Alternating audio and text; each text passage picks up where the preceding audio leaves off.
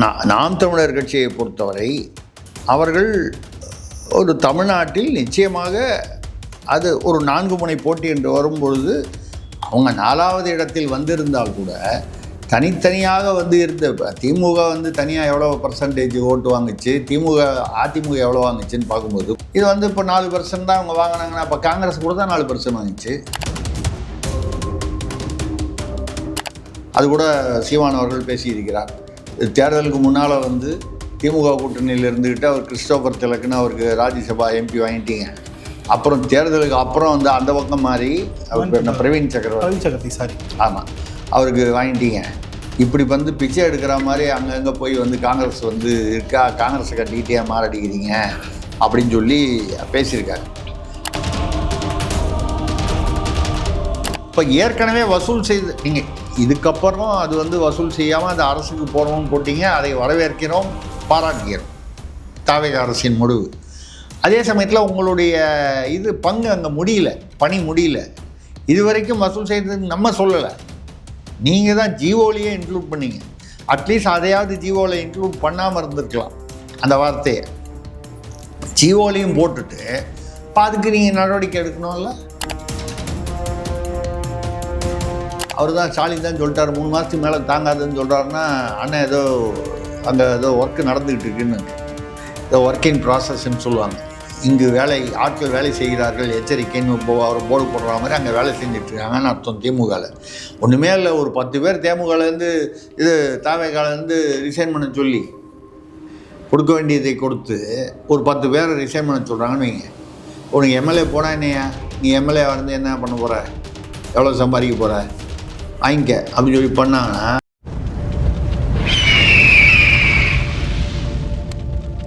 அரசியல் கருத நேயர்களுக்கு வணக்கம். இன்று நம்ம சிறப்பு மூத்த பத்திரிகையாளர் திரிசக்தி அவர். வணக்கம் சார். வணக்கம் சரண், சொல்லுங்கள் சார். சமீபத்தில் தேனிசை செல்லப்பா அவரோட நினைவேந்தலில் சீமான் அவர்கள் பேசும்போது ஒரு புதுசாக ஒரு யுக்தியை கையாளுறாரோ சீமான் அப்படின்னக்கூடிய ஒரு விஷயங்கள் பேசுகிறது. என்டிகேவினரும் அதை வரவேற்கிறாங்க. குறிப்பாக அடுத்த கட்சிகள் வாக்குகளை எப்போவுமே நாம் தமிழர் தன் பக்கம் வசப்படுத்தணும் அப்படின்னு சொல்லிட்டு எப்போவுமே முயற்சித்ததில்லை. ஆனால் இப்போது விஜய்க்கு எதிராக பல கட்சிகளோட வாக்குகளை நம்ம இழுத்தாதான் நம்ம ஒரு பெரிய ஃபோர்ஸாக வர முடியுன்ற ஒரு எண்ணத்தில் சீமான் களமிறங்கி இருக்காதும் ஒரு சிறந்த எதிர்கட்சியாக களமாத போகிறேன் அப்படின்றக்கூடிய ஒரு விஷயத்த வெளிப்படுத்த ஒரு விதமாக அமைஞ்சிருக்கு. எப்படி பார்க்குறீங்க இந்த முடிவை? இல்லைங்க, ஆளுங்கட்சின்றது விஜய் அவர்களுடைய கட்சி ஆளுங்கட்சி. அதில் ஒரு எதிராளிகளாக இருந்தவர்களை அழைத்து திமுக கூட்டணியிலிருந்து அவர்களை அழைத்து கூட்டாளிகளாக வைத்து கொண்டார். அதில் காங்கிரஸ் உட்பட 3 கட்சிகளுக்கு மந்திரி பதவியும் கொடுத்துட்டாரு. கம்யூனிஸ்ட்டும் இடதுசாரிகளும் வெளியிலிருந்து ஆதரவுன்னு சொல்லியிருக்காங்க. அது எந்த நேரத்தில் எப்படி போகும்னு தெரியல. இப்படி இருக்கக்கூடிய சூழ்நிலையில் நாம் தமிழர் கட்சியை பொறுத்தவரை அவர்கள் ஒரு தமிழ்நாட்டில் நிச்சயமாக அது ஒரு 4 முனை போட்டி என்று வரும்பொழுது அவங்க 4வது இடத்தில் வந்திருந்தால் கூட தனித்தனியாக இருந்த திமுக தனியாக எவ்வளோ பர்சன்டேஜ் ஓட்டு வாங்குச்சு, அதிமுக எவ்வளோ வாங்குச்சுன்னு பார்க்கும்போது கூட்டணியாக வரும்போது அவ்வளோ வாங்கினேன்னு சொல்கிறாங்களே தவிர தனித்தனியாக நிற்கும்போது இவ்வளவு காலம் கட்சி நடத்தி இவங்க 6 முறை ஆண்டியிருக்காங்க. அவங்க அதிமுக பல முறை எம்ஜிஆர், ஜெயலலிதா, எடப்பாடி 3 தலைமையிலும் பல முறை ஆட்சி செஞ்சுருக்காங்க. அவர்கள் வாங்கிய வாக்குகள் அப்படின்னு பார்க்கும் பொழுது இது இப்போ 4% தான் அவங்க வாங்கினாங்கன்னா அப்போ காங்கிரஸ் கூட தான் 4% வாங்கிச்சு, 4 தான் வாங்கிச்சு. ஆனால் அவங்க கடைசி நிமிஷத்தில் விஜய்க்கு ஆதரவு கொடுத்து தாவேகாவுக்கு ஆதரவு கொடுத்து அங்கே போனதுனால 2 மந்திரி வந்தாங்க. அது கூட சீமான் அவர்கள் பேசியிருக்கிறார். தேர்தலுக்கு முன்னால் திமுக கூட்டணியில் இருந்துக்கிட்டு அவர் கிறிஸ்டோபர் திலக்குன்னு அவருக்கு ராஜ்யசபா எம்பி வாங்கிட்டீங்க.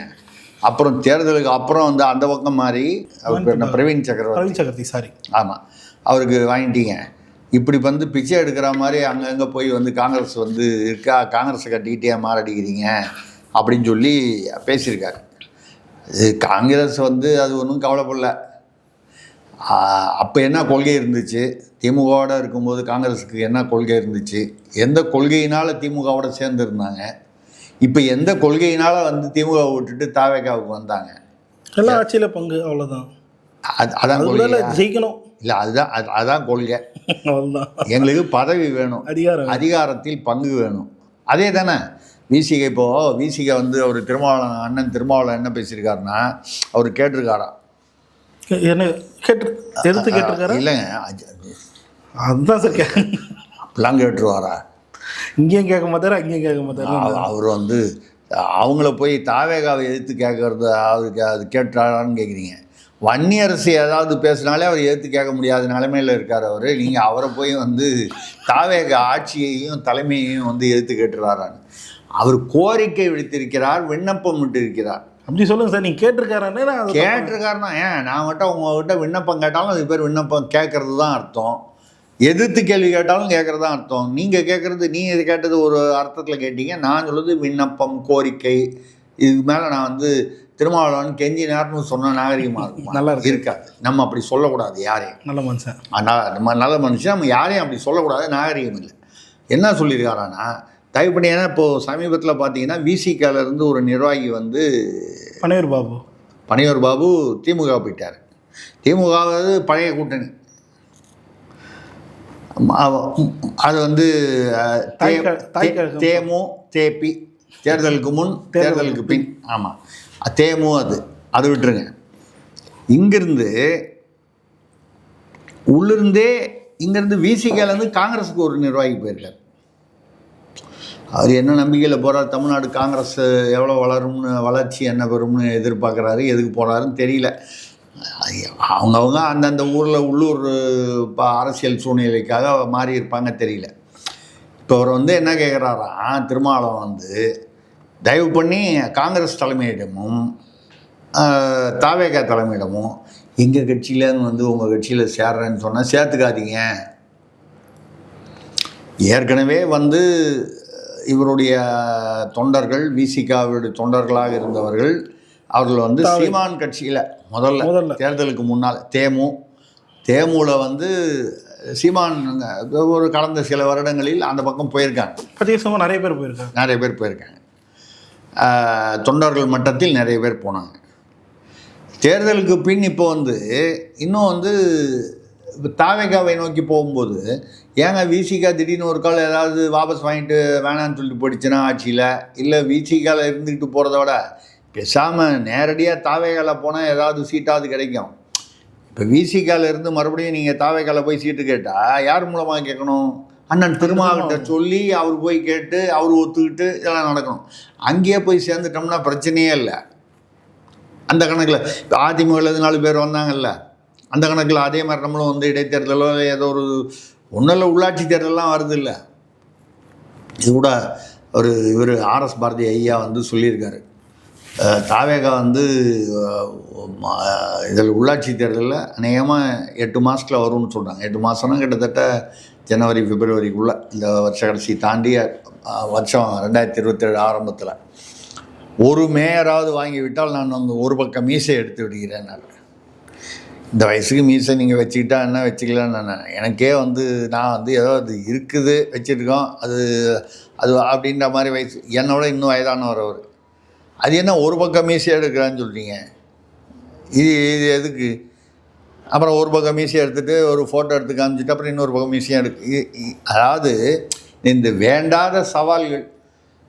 ஒரு மேயர் கூட அவங்களுக்கு வராதுன்னா சரி ரைட்டு, நான் வந்து வரும்னு நான் வந்து தாவேகாவை ஆதரித்தும் பேசலை, எதிர்த்தும் பேசலை.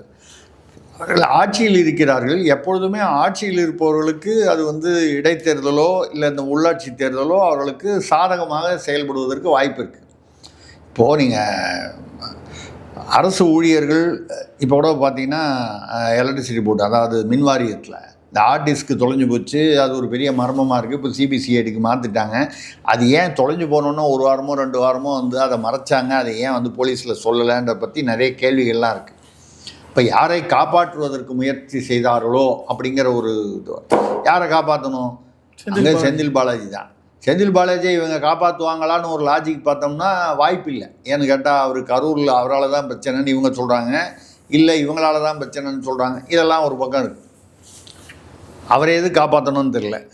இல்லை அங்கே இருக்கிற அதிகாரிகள் மேலிடத்துக்கு தெரியாமலேயே அந்த பழைய திமுக விசுவாசத்தில் ஒரு கால் செய்திருக்கலாம். வந்தவன் யாரோ கம்ப்யூட்டர் டெக்னீஷியனு சர்வீசஸ் பண்ணுறவன். பட் அவன் ஏன் பண்ண போகிறான்? அவன்கிட்ட யாரோ பணம் கொடுத்து தானே பண்ணியிருக்கணும். அப்படி தானே வழக்கமாக நடக்கும். இந்த மாதிரி உள்ள ஒரு சூழ்நிலையில் இங்கே இப்போ தான் கட்சி வந்து ஒரு மாதிரி என்ன சொல்லுது, இங்கே இந்த பக்கத்துலேருந்து அதிமுகலேருந்து வர்றாங்க, மதிமுகலேருந்து வரேன்னு அவர் கூப்பிட்டு நான் தான் சொன்னேன், நான் கேட்டுட்ருக்காரு. இவங்க தான் வந்து இப்போ வேணான்னு சொல்லிகிட்டு இருக்காங்க விசிகாலேருந்து. அப்போது அவர் திருமாவளவன் அண்ணன் என்ன கேட்குறாரு, நீங்கள் வேறு வந்து டேரெக்டாக தாவேகாவுக்கு வர்றவங்களெல்லாம் ஒத்துக்கிட்டிங்கன்னா இங்கே கூடாரம் காலி ஆயிரும். வன்னியரசு அங்கே மந்திரியாக இருக்கார். வன்னியரசு அது ஒருத்தர் இவர் அந்த ஜோதிமணி அவர் ஒரிஜினலாக இதுவே இல்லை, அவர் விசிகாவே இல்லை, காங்கிரஸ்காரரு. திடீர்னு அவங்க 2 பேரும் வந்து நாங்கள் வந்து தாவேகால இணையரோன்னு முடிஞ்சாங்கன்னா கட்சி தாவல் தடை சட்டமே வராது. 2 பேருமே போயிடுறாங்க. 2 பேருமே போயிட்டாங்க 100%. இது மாதிரி அமமுக அந்த காமராஜுங்கிறவர், அந்த காமராஜ் மன்னார்குடி காமராஜ், அவர் வந்து கட்சி தாவல் தடை சட்டமே வராது. ஏன்னு கேட்டு 100% ஒரே ஒரு ஆள் தான்.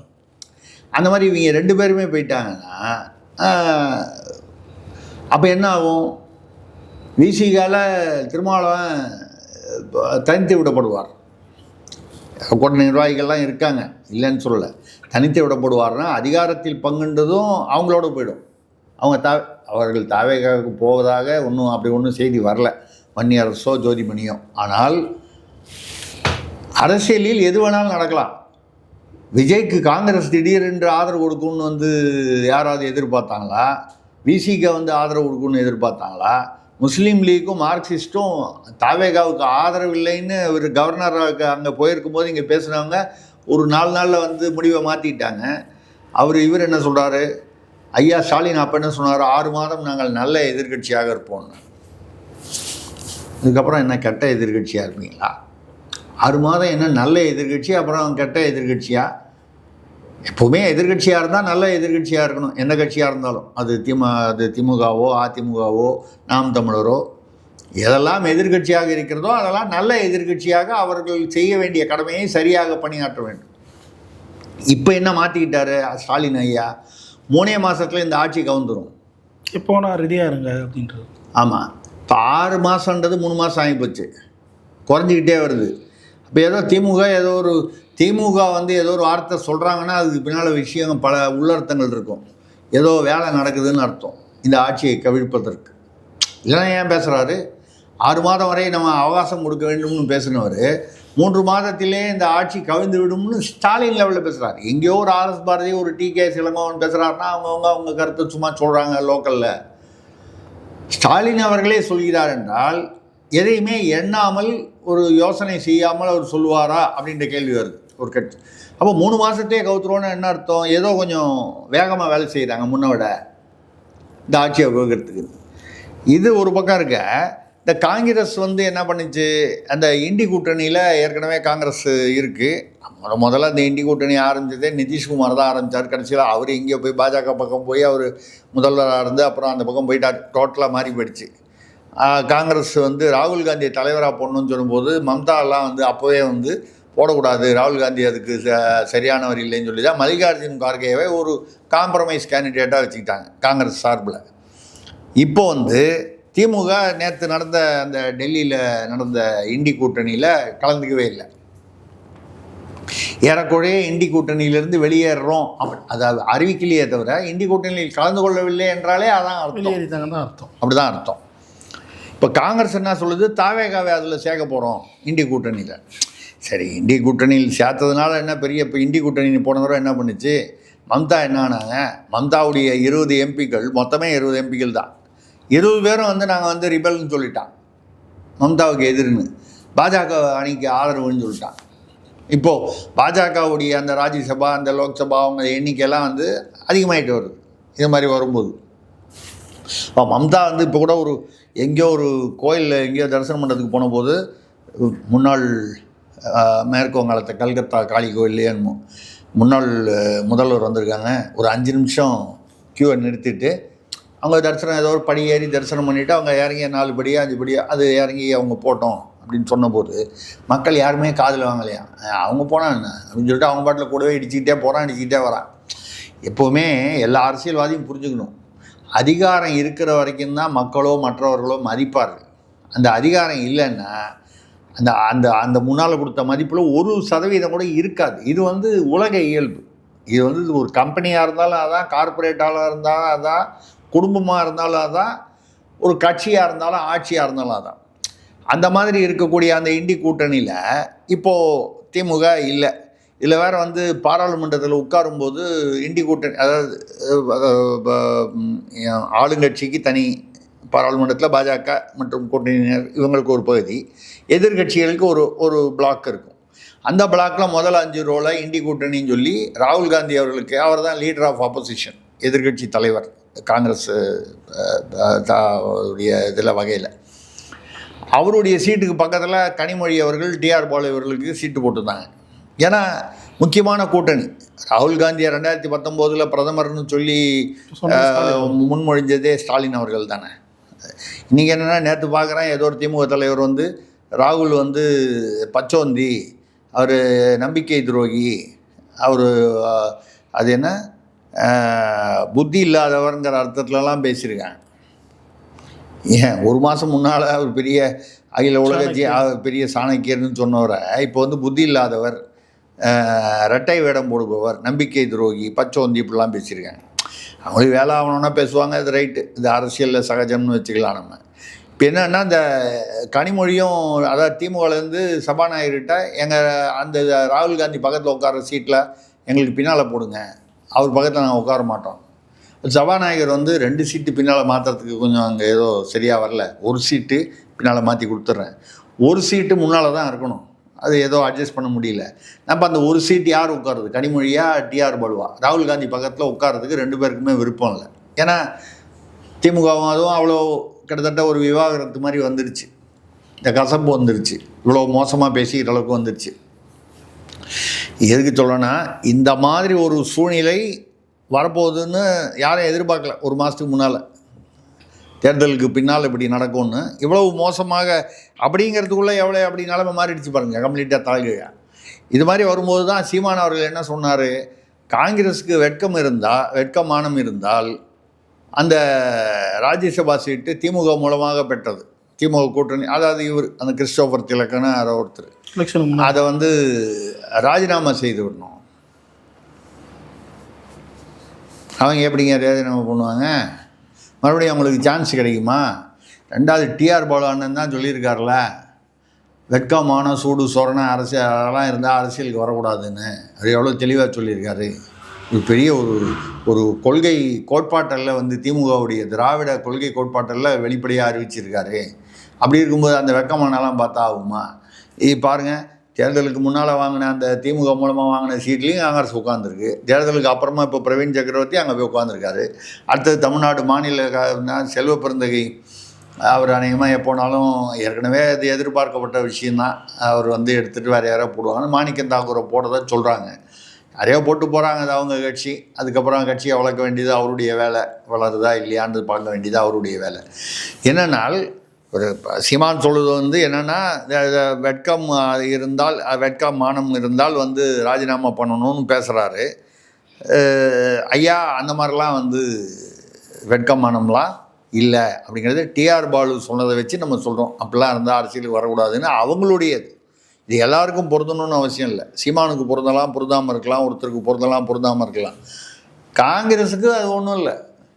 இதே காங்கிரஸ் எத்தனை முறை காங்கிரஸுக்கு எதிராக வந்து ஒரு காலத்தில் திமுக தான் எதிரியாக இருந்துச்சு. காங்கிரஸ் எதிர்த்து தான் அது கட்சியே வந்து ஆரம்பித்து வந்தது, ஆட்சிக்கு வந்தது. அப்புறம் பல முறை காங்கிரஸில் இருந்திருக்கு. 2வது இப்போ முக்கியமாக கவனிக்க வேண்டியது பார்த்திங்கன்னா, மார்க்சிஸ்ட் கட்சியும் இந்த இடது கம்யூனிஸ்ட் கட்சியும் முதல்ல அப்படி தான் மக்கள் என்ன 2016 மக்கள் நல கூட்டணி விஜயகாந்த் தலைமையில் அதை வச்சு பத்திரமா மூடு விழா நடத்திட்டாங்க. இப்போது திமுக தலைமையிலான அது என்ன மதசார்பற்ற கூட்டணின்னு நம்ம பேர், கிட்டத்தட்ட அந்த கூட்டணியும் க்ளோஸ் ஆகிடுச்சு. ஏன்னா மார்க்சிஸ்ட் கட்சியிலேருந்தே சொல்லிட்டாங்க அந்த கூட்டணி இனிமேல் இல்லை, அது அந்த கூட்டணியே இப்போ வந்து அதாவது இப்போது நடப்பில் இல்லை அப்படிங்கிற மார்க்சிஸ்ட் கட்சி. ஸோ மார்க்சிஸ்டும் இடதுசாரியும் மக்கள் நல கூட்டணி உள்ளே போனாங்க, க்ளோஸ் பண்ணாங்க. வந்துட்டாங்க. திமுகவில் கூட இருந்தாங்க, அது மதசார்பற்ற ஏதோ ஒரு கூட்டணி க்ளோஸ் ஆயிடுச்சு, வந்துட்டாங்க. இப்போ எங்கே வந்து சேர்ந்துருக்காங்க? தாவேகால.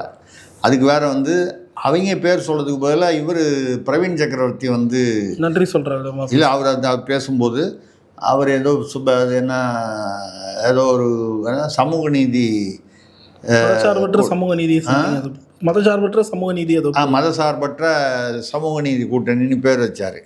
அதுக்கு மார்க்சிஸ்ட் நம்ம வந்து இது அதிக பிரசங்கித்தனம், இவர் எப்படி பேர் வைக்கலாம், சமூகம் பேசினார் மார்க்சிஸ்ட்லேருந்து. நம்ம என்ன கவலைப்படுறோன்னா, இப்படி இவங்க கம்யூனிஸ்ட்டு போன இடங்கள்லாம் போயிட்டு வரும்போது பூட்டு போட்டு வராங்களே, ஒரு வீடாக பூட்டு போட்டு வராங்களே. மக்கள் நல கூட்டணி, அடுத்தது திமுக கூட்டணி, இப்போ இங்கே தாவேகா வந்திருக்காங்களே. தாவேகா ஐயா பத்திரமா இருங்க, கொஞ்சம் ராசி இதெல்லாம் பார்த்துங்க, ஜோசியர்லாம் பக்கத்துலேயே வச்சுருக்கீங்க. யாரோ ரிக்கி பண்ணிட்டு யாரோ ஒருத்தர் நல்ல பெரிய ஜோசியர்னு சொல்கிறாங்க, ரத்தன் பண்டிட் வெற்றிவேல். அதாங்க ரிக்கி ரத்தன் பண்டிட் வெற்றிவேல் அப்படி சொன்னால் தான் எல்லாருக்கும் புரியும். அவர் ரொம்ப பிரமாதமாக சொல்லுவார்னு சொல்கிறாங்க. ஏன்னா முன்னால் சொல்லியிருக்காரு, பிரியங்கா காந்தி 2019 பிரதமர் ஆவார்னு சொன்னார், 2021 கமலஹாசன் முதல்வர் ஆவார்னு சொன்னார். அதெல்லாம் எவ்வளோ பிரமாதமாக ஒர்க் அவுட் ஆச்சுன்னு எல்லாருக்கும் தெரியும். சரி, அவர் ஏதோ சொன்னார், நீங்கள் ஜெயிப்பீங்க 150 சீட் வாங்குவீங்கன்னாரு, 108 வாங்கினீங்க. அந்த வரைக்கும் அது சரியாக இருந்துச்சு. அவர்கிட்டையாவது கேட்டுங்க இந்த ராசி சரியாக இருக்கான்னு. ஏன்னா பல விஷயங்கள் வந்து இப்படி தான். கூட அந்த சிங்கப்பெண் அதிரடிப்படை பாருங்கள், 2 தடவை படித்து இன்றைக்கி தான் மறுபடியும் இப்போது அது தொடக்க விழா நடக்கட்டும். தொடக்க விழாங்கிறது வந்து ஒரு அடையாளம் தானுங்க. விழாங்கிறது வந்து சும்மா அந்த ரிப்பன் வெட்டுறதுன்றது ஒரு அடையாளம். எந்த கட்சி எந்த ஆட்சியாக இருந்தாலும் அதுக்கப்புறம் அந்த பணிகள் எப்படி நடைபெறுகின்றன, எவ்வளவு சீரும் சிறப்புமாக முறையாக நடைபெறுகிறது என்பது தான் முக்கியம். குற்றங்கள் அதிகமாகிட்டே வருது. இப்போவும் வந்து வீட்டுக்குள்ளே போந்து தூத்துக்குடியிலே எங்கேயோ தான் ஒரு 62 வயது மூதாட்டியை வந்து ஒரு அதே மாதிரி எங்கேயோ ஒரு 80 வயது மூதாட்டி மறுபடியும் திமுக ஆட்சியில் நடந்த மாதிரியே வயல் வேலை செஞ்சுட்டு மரத்தடியில் ஓய்வு பெற்று கொண்டிருந்த ஒரு 80 வயது மூதாட்டி, அந்த பக்கமாக போன ஒரு இளைஞர். அந்த இளைஞர் வந்து பாலியல் இது பண்ணால் கொலை முயற்சி பண்ணிட்டு போகிறான்னா, கண்டிப்பாக கஞ்சாவோ வேறு ஏதோ போதைப் பொருளையோ அதில் பாதிக்கப்பட்டவன் தான், அதில் ஆட்பட்டவன் தான் அந்த மாதிரி செய்வான். இல்லைனா ஒரு 80 வயசு ஆயாவை பார்க்கும்போது வேறு விதமான எண்ணம் எப்படி தோணும்? நீங்கள் ஆட்சிக்கு வந்து நாங்கள் இப்போ தான் வந்திருக்கோம் எவ்வளோ நாள் ஆகும்? ஆட்சிக்கு வந்து இன்னும் உங்களுக்கு எவ்வளோ நாள் வேணும்? வந்த உடனே வந்து நீங்கள் கமிஷனரை மாற்றுறீங்களா, டிஜிபியை மாற்றுறீங்களா, ஐஏஎஸ் அதிகாரிகளாம் மாற்றுறீங்களா? அப்போ அவங்கள வச்சு நீங்கள் இதெல்லாம் வந்து முறைப்படுத்த வேண்டியது தானே. இதுக்காக என்ன உங்களுக்கு என்ன 2 வருஷமாக டைம் கொடுக்க முடியும்? நாள் வந்து அந்த சீட்டில் உட்கார்ந்ததுலேருந்தே உங்களுக்கு தான் எல்லா பவரும். சரி, ரைட்டு, 1 வாரம் 10 நாள், ரைட்டு 1 மாதம் ஆகிடுச்சு. அப்போது குற்றங்கள் குறைவதற்கான ஒரு அந்த இதுவே தெரியல. அதே மாதிரி திமுக ஆட்சியை அதில் எப்படி இருந்ததோ அதே மாதிரி போதைப் பொருட்கள், கஞ்சா, அப்புறம் அந்த குற்றங்கள், இந்த பாலியல் வன்முறைகள், வயதான பொருந்தாத பாலியல் வன்முறைகள். பொருந்துகிற பாலியல் வன்முறைன்னு ஒன்று இருக்கான்னு கேட்பீங்க. அப்படி இல்லை. இந்த பொருந்தாதன்னு சொல்கிறது என்னென்னா, 20-25 வயசு இருக்கிறவங்களாம் வந்து 80 வயசு மூதாட்டியை பண்ணுறான்னா இது ஒரு இதுவரை கேள்விப்படாது நம்ம சமுதாயத்தில், தமிழ் சமுதாயத்தில். இதெல்லாம் நடக்குதுன்னா இதுக்கெல்லாம் அடிப்படை காரணம் போதை தான் தெரியுது. இப்போ நீ கூட வந்து சில விஷயங்களை வந்து அந்த இது ஒன்று சொல்லியிருக்காங்க, 90 ரூபா ஒரு கேஸுக்கு வந்து அது சொல்லி நிறைவு செய்வோம். 90 ரூபா ஒரு கேஸுக்கு வந்து அது என்ன சொல்கிறது, அது முன்னால் கரூர் கேங்குன்னு சொல்லி இப்படிலாம் ஒரு வசூல் பண்ணிக்கிட்டு இருந்தாங்க, கட்சி நிதிக்காக வசூல் பண்ணிக்கிட்டு இருந்தாங்க. இனிமேல் அது வந்து அரசாங்கத்துக்கு டைரெக்டாக போயிடும் அந்த பணம். சரி, வரவேற்கிறோம். இது ஜிஓவாகவே இஷ்யூ பண்ணியிருக்காங்க அரசு உத்தரவாக. ஆனால் அதில் என்ன சொல்கிறாங்க, இதுவரை வசூல் செய்யப்பட்ட 90 ரூபாய் ஒரு கேஸுக்கு. இப்போ இதுவரைன்னா எதுவரை? திமுக ஆட்சி வரைன்னு ஒரு கணக்கு எடுத்துக்கும். நேற்று வரைக்கும் எடுத்துக்க வேணாம், சமீபத்தில் தான் அவங்க ஆட்சிக்கு வந்திருக்காங்க. இதுக்கு முன்னால் என்ன திமுக ஆட்சி. அப்போ திமுக ஆட்சியில் 90 ரூபா ஒரு கேஸுக்கு வந்து வசூல் பண்ணியிருக்கு. 60 லட்சம் கேஸு வந்து டாஸ்மாக்லேருந்து சில்லறை வியாபாரத்தில் போகுது. 60 லட்சம் கேஸ். ஒரு கேஸில் வந்து 24 பாட்டில் நம்ம அந்த 3/4 லிட்டர் பாட்டில் இருக்குதுன்னு சொல்கிறாங்க. 3/4 லிட்டரு அது கணக்கு ஏதோ இதுவாக இருந்தால் 24 இருக்கும், சின்ன பாட்டிலாக இருந்தால் 36 இருக்கும், ஏதோ ஒரு கணக்கு. நம்ம என்ன கேட்குறோன்னா, நீங்கள் ஜியோலேயே தெளிவாக குறிப்பிட்டிருக்கீங்க, இதுவரை வசூல் செய்யப்பட்ட அந்த கட்சி நிதிக்காக என்று வசூல் செய்யப்பட்ட அப்படின்னு நீங்கள் வந்து அரசு கட்சியில் பேசலை, அறிக்கையில் பேசலை, ஜிஓவில் அரசு உத்தரவில் போட்டிருக்கீங்க. அப்போது இது வரைக்கும் வசூல் செய்தது வந்து சட்ட விரோதமானது அப்படிங்கிறது தெரிஞ்சு தானே போட்டிருக்கீங்க. அதுக்கு என்ன நடவடிக்கை எடுக்கிறீங்க? அப்படி வசூலித்தவர் அது யார் வேணாலும் இருக்கட்டும், செந்தில் பாலாஜியாக இருக்கட்டும், அதுக்கப்புறம் முத்துசாமி வந்தால் இருக்கட்டும், இல்லை அதிகாரிகள் யாரோ எக்ஸ் ஒய் இருக்கலாம். அதிகாரிகள் எத்தனை பேர் இருந்திருப்பாங்க, வந்திருப்பாங்க. இவர்கள் மீது இப்போ ஏற்கனவே வசூல் செய்து நீங்கள் இதுக்கப்புறம் அது வந்து வசூல் செய்யாமல் அது அரசுக்கு போகிறோம்னு போட்டிங்க. அதை வரவேற்கிறோம், பாராட்டுகிறோம், தாவேக அரசின் முடிவு. அதே சமயத்தில் உங்களுடைய இது பங்கு அங்கே முடியல, பணி முடியல. இதுவரைக்கும் வசூல் செய்தது நம்ம சொல்லலை, நீங்கள் தான் ஜிஓலையே இன்க்ளூட் பண்ணீங்க. அட்லீஸ்ட் அதையாவது ஜிஓவில் இன்க்ளூட் பண்ணாமல் இருந்திருக்கலாம். அந்த வார்த்தையை ஜிஓலையும் போட்டுட்டு இப்போ அதுக்கு நீங்கள் நடவடிக்கை எடுக்கணும்ல. இதை அதாவது இந்த யதார்த்தங்களை புரிந்து கொண்டு ஆட்சி நடைபெற்றால்தான் ஆட்சிக்கு நல்ல பேர் கிடைக்கும், ஆட்சி நிலைக்கும், மக்களிடம் வந்து அதாவது எதிர்கால அரசியல் பாதை தாவேகாவிற்கு நல்லபடியாக அமையும். இல்லை என்றால் அவர் தான் ஸ்டாலின் தான் சொல்லிட்டார் 3 மாதத்துக்கு மேலே தாங்காதுன்னு சொல்கிறாருன்னா, அண்ணன் ஏதோ அங்கே ஏதோ ஒர்க்கு நடந்துக்கிட்டு இருக்குன்னு, ஏதோ ஒர்க் இன் ப்ராசஸ்ன்னு சொல்லுவாங்க. இங்கு ஆட்கள் வேலை செய்கிறார்கள், எச்சரிக்கைன்னு அவர் போர்டு போடுற மாதிரி அங்கே வேலை செஞ்சிட்ருக்காங்கன்னு அர்த்தம். திமுகவில் ஒன்றுமே இல்லை, ஒரு 10 பேர் தேமுகலேருந்து இது தாவேகாலேருந்து ரிசைன் பண்ண சொல்லி கொடுக்க வேண்டியதை கொடுத்து ஒரு 10 பேரை ரிசைன் பண்ண சொல்கிறாங்கன்னு வைங்க.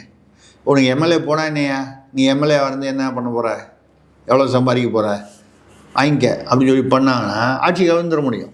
நம்ம கவிழ்க்கணும்னு நம்ம சொல்லலை, உஷாராக இருக்க வேண்டும், கவனமாக இருக்க வேண்டும்.